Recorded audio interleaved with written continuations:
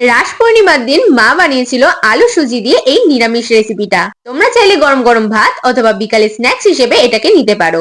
চলো তাহলে তোমাদের সাথে আজকের এই নিরামিষ রেসিপিটা শেয়ার করি। সবার প্রথমে একটি বাটিতে হাফ বাটি সুজি, বড় চামচে 2 চামচ বেসন, বড় চামচে 2 চামচ চালের গুঁড়ি, লঙ্কার গুঁড়ো, স্বাদ অনুযায়ী লবণ নিয়ে ভালো করে মিলিয়ে মোটামুটি 2 বাটি মতো জল মিশিয়ে একটি পাতলা ব্যাটার তৈরি করে নিতে হবে। এরপর সেটাতে গ্রেট করে রাখা আলু, লঙ্কার কুচি এবং ধনেপাতা দিয়ে ভালো করে মিশিয়ে একটা পাতলা ব্যাটার তৈরি করে নিতে হবে। এরপর তেল গরম হলে তাতে কালো সর্ষে আর সাদা জিরে দিয়ে তৈরি করে রাখা ব্যাটারটা দিয়ে দিতে হবে।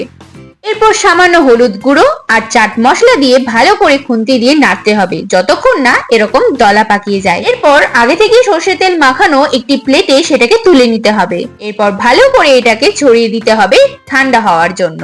5 থেকে 10 মিনিট রেখে দেওয়ার পর চাকু দিয়ে ছোট ছোট পিস করে নিতে হবে। এরকম সহজে ওঠানো গেলে বুঝতে হবে এটা সেট হয়ে গেছে। এরপর কড়াইতে তেল গরম হয়ে গেলে গ্যাসের ফ্লেমকে লো টু মিডিয়ামে রেখে সবগুলোকে ভালোভাবে ভেজে নিতে হবে।